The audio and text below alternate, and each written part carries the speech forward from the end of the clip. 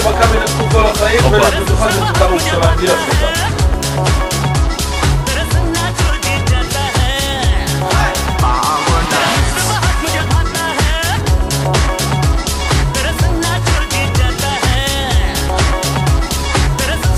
לחיי המחסן החדש. אני אגיד לך משהו טוב.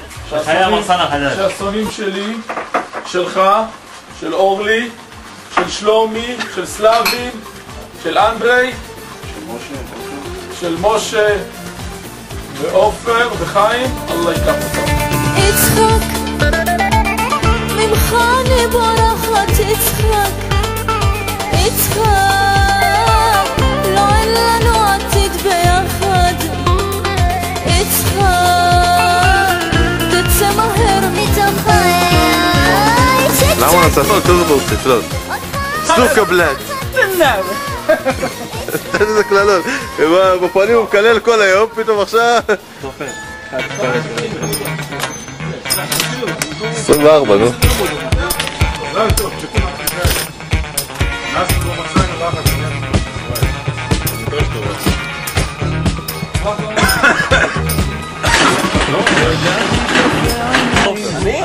אדריכל לא מקצועי.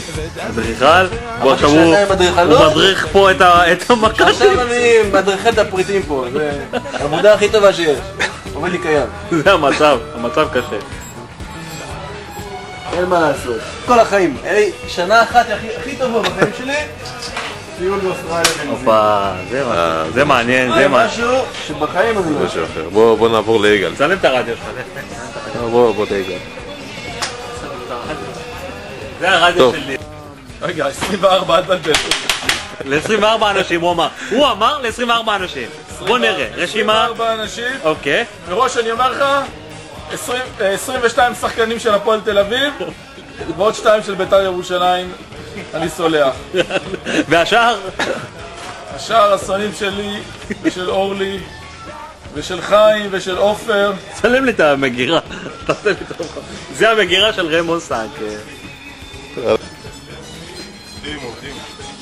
עובדים קשה, עובדים קשה. בוא, חולה.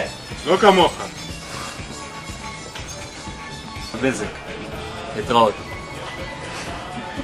הולך לגלה. מסתכלים לו במותניים איך מזיז אותם